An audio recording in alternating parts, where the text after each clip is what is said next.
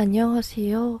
아직도 생각하면 진짜 섬뜩하고 무서운 일이 저에게 발생해서 이렇게 사연을 보내게 되었습니다. 전 첫눈에 반하면 제 모든 것을 쏟아부을 정도로 열정적인 사람이에요. 그래서 저희 첫 결혼 생활도 그런 식으로 만남이 이어졌지요. 아직도 생각이 나요. 대학교 끝나고 친구들과 맥주 한 잔 마시려고 하는데 하필 그때 신분증을 안 가져가서 온 거예요. 아이고, 어쩌면 좋아. 내가 왜 미쳤다고 신분증을 안 가져온 거야. 바보처럼. 하면서 친구들과 함께 카페에서 커피를 홀짝이며 그저 수다만 떨고 있었습니다. 그때 커피숍 문을 열고 한 남자가 쓱 오더라고요. 그 남자를 본 순간 뒤에서 후광이 비치는 줄 알았어요. 너무나 멋있었습니다. 친구들은 저 남자가 뭐가 멋있냐고 그만 쳐다봐 하면서 저를 끌어냈지만 전 이미 그 남자에게 홀라당 반한 이유였어요. 어떻게 하지? 하면서 떨리는 심장을 부여잡으며 저는 직접 그 남자의 번호를 딸 용기가 없어서 친구에게 부탁했죠. 내 마지막 부탁이라고. 진짜 너가 저 남자 번호 따주면 나 너한테 평생 잘할게. 제발. 어? 거리면서요. 친구는 한숨을 푹 내쉬더니 알겠다 이 녀석아 하면서 저 대신에 그 남자의 번호를 따주었고 그렇게 저와 그 남자 연락을 하게 된 겁니다. 생각한 것보다 성격이 너무 좋고 또 직업도 대기업에 다닐 정도로 번듯한 사람이었어요. 전 첫눈에 반했기 때문에 정말 앞뒤 가리지 않고 적극적으로 대시를 했습니다. 다른 여자들은 거절당하면 어떻게 하지 하면서 안절보절 할 텐데 저한테는 그런 게 없었습니다.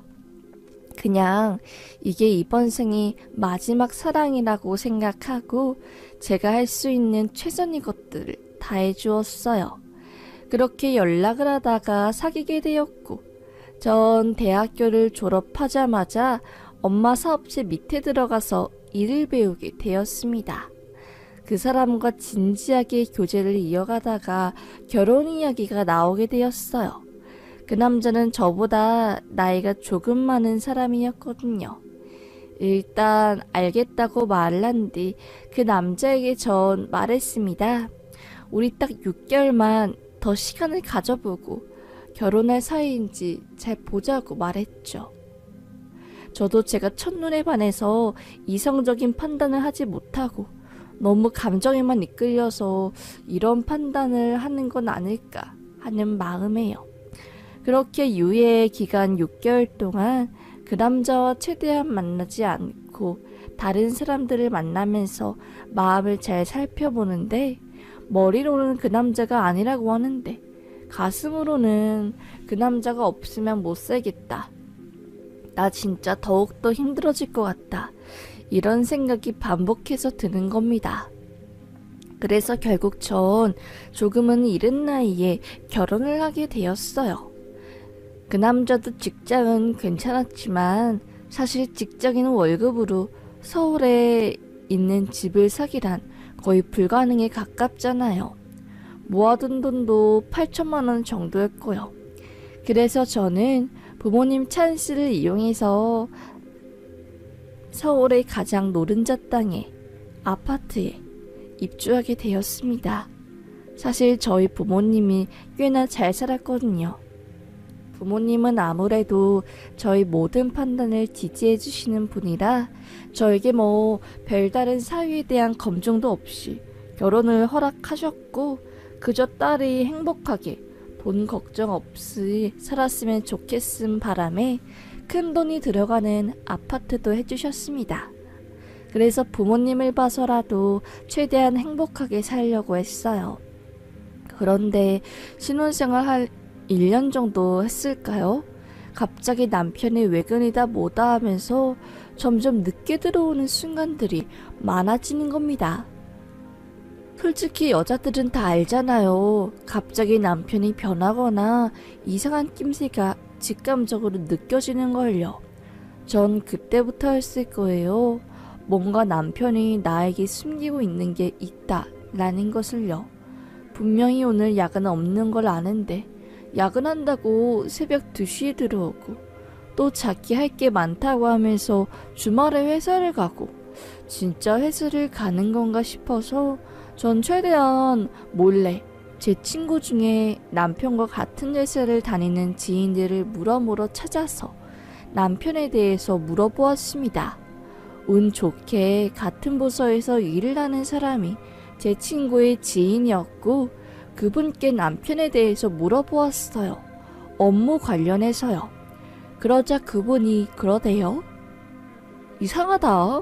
그 팀은 팀장님이 야근하는 거 엄청 싫어해서 야근 절대 안 시키는데 특히나 우리 회사 주말에 아예 못 나오게 하려고 냉난방도 안 켜줘. 보통 사람이라면 주말에 일 못할 텐데 하면서 고개를 갸우뚱한 겁니다. 그러니까 저에게 거짓말을 친 거였죠. 열불천불이 터졌어요. 그래, 나 몰래 바람낸 게 확실하다 라고 생각을 한 전 바로 남편의 뒤를 밟기 시작했어요. 어찌나 철두철미하게 핸드폰을 잠금해 놓았는지 제가 비밀번호를 풀 수도 없었죠. 어떻게 그 증거를 잡지? 라고 하면서 발만 동동 구를 때 저에게 기회가 온 겁니다. 남편이 하루는 인사불성이 될 때까지 술을 먹고 온 적이 있었어요. 아예 지가 누군지 이름도 모르고 거의 반 병신처럼 사람이 아니었습니다. 그때 제 이름이 아닌 다른 여자의 이름을 부르더라고요. 하늘아, 하늘아, 나도 보고 싶다. 내 인생을 위로해줄 사람은, 내 인생을 꽉 채워줄 사람은 하늘이 너뿐이야 라고 하면서요.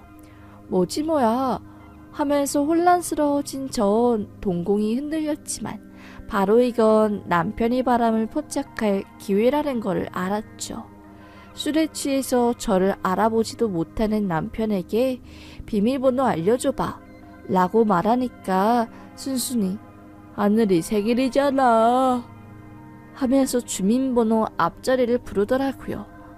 와 참, 핸드폰 비밀번호를 상간녀 생년월일로 하는 강 큰 놈이 내 남편이었구나 하면서 부들 떨며 폰을 연 전 라인이라는 메시지 앱에 상간녀와의 남편의 이야기를 다 볼 수 있었어요. 상간녀는 치대를 졸업하고 치과 의사를 하고 있었던 여자더라고요. 그런데 웃긴 게 무슨 의료사고? 이런 걸로 한번 법정에 갔다 하고 그런 경력이 화려해서 지금은 페이닥터로 근근히 일을 하면서 돈을 벌고 있는 사람이었습니다. 원체 집안에 돈이 많으니까 의사를 안 해도 먹고 살만 하니까 남은 시간에 유부남인 제 남편을 꼬신 거였죠. 전 화가 부글부글 끓어올랐어요. 그래 니년이구나 하면서 그 여자의 핸드폰 번호를 구글에 검색하니까 페이스북이 나오더군요. 그런데 웃긴 게 제 친구랑 그 상간녀랑 친구인 겁니다. 서로 마팔이 되어 있는 순간 전 바로 제 친구, 연락을 자주 안 하던 그 친구에게 연락했어요. 야, 너 이 여자 아냐? 얘 내 동기인데?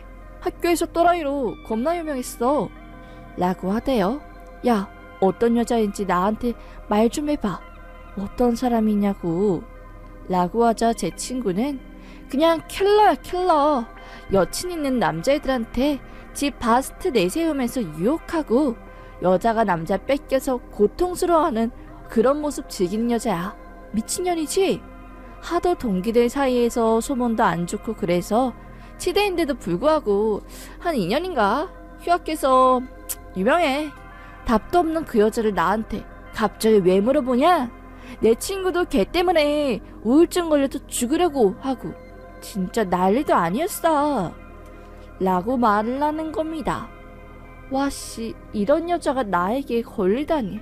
진짜 너무너무 싫다. 라고 생각한 전 친구에게 말했죠.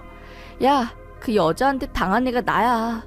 이 여자가 내 남편 꼬셨네. 진짜 이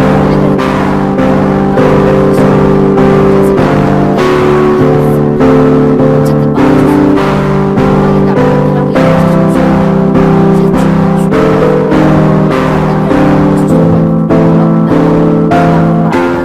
전화를 끊고 저는 차근차근 몰래 남편이 방에서 상간녀랑 외도진을 잡았습니다. 어찌나 역겹지요. 남편은 지쳐서 바람피는 한 회사 동료를 통해서 상간녀를 오피스 와이프 보려고 소개해주고, 상간녀는 가볍게 제 남편은 딱 자기 스타일이고 또 제가 지방도 잘 산다는 이야기를 들으니까 알 수 없는 자신감이 붙으면서 제 남편을 뺏어간 거죠. 멍청한 남편은 거기 꼬리 날린 여우의 꼬리깃을 넘어간 거고요. 저 너무나 한심스러워서 가슴을 퍽퍽 치면서 겨우겨우 마음을 다했습니다. 아는 변호사한테 남편에 대한 소송 그리고 상간녀 소송까지 싹 다 소장을 준비한 전 남편에게 통보했어요. 야, 나 지금 너가 바람피는 거 다 알거든? 더 이상 핑계댈 생각하지 말고 이제 내 집에서 꺼져라. 이거 우리 부모님이 해준 거니까 알겠냐? 라고 하면서요. 남편은 어떻게 알았어? 어떻게? 하면서 미안하다고 용서해달라고 했지만 전 이미 남편에 대한 신뢰가 와장창 깨진 상태였고, 어차피 아이도 없으니까 이미 신뢰가 깨진 더 이상 돌릴 수 없을 것 같다는 판단하에 남편을 딱 내쳤습니다. 그렇게 저와 남편은 살벌하게 이혼을 하게 되었고, 상간녀 소송 처음 당한 그 여자는 저를 죽이겠다고 날뛰고 난동을 부리길래 제 친구를 통해서 상간녀 대학 치대 동기들한테 그 여자가 바람펴서 상간녀 소송당했다는 소문을 쫙 퍼뜨리고 개망신 줬어요. 자기도 미친년인 줄 알았는데 자기보다 더 미치고 독학년이 저라는 거를 알아서 그런지 뭐 죽이겠다. 내가 너를 지옥까지 따라가서 저주하겠다. 그런 말 더 이상 안 하더라고요. 제가 핸드폰 번호를 바꿔서 그런 문자를 더 이상 받지 않았던 것도 있지만요. 하여튼 이혼이 아픔으로 인해서 거의 몇 개월간 침대에 누워서 미친 사람처럼 펑펑 울고 앞으로 삶이 없는 사람처럼 페인처럼 살다가 전 다시 부모님이 사랑을 받고 일어나가지고 살아보자고 그렇게 되었어요. 부모님은 너가 잘못한 게 아니라고, 이제 더 이상 마음 아파하지 말고 다시 일어나서 살아보자고 하면서 저에게 힘을 주었죠. 제 탓을 하나도 하지 않고 이혼한 딸을 불쌍하게 여기지도 않았어요. 하여튼 건강한 생각을 가지고 있는 부모님 덕분에 한결 마음이 가벼워진 전 정말 부모님에게 큰 감사를 하면서 다시 새 출발을 했습니다. 아주 어릴 때부터 저희 가족과 함께 같이 여행도 가면서 지냈던 그런 가족이 있는데, 그 가족 중에 아들인 저의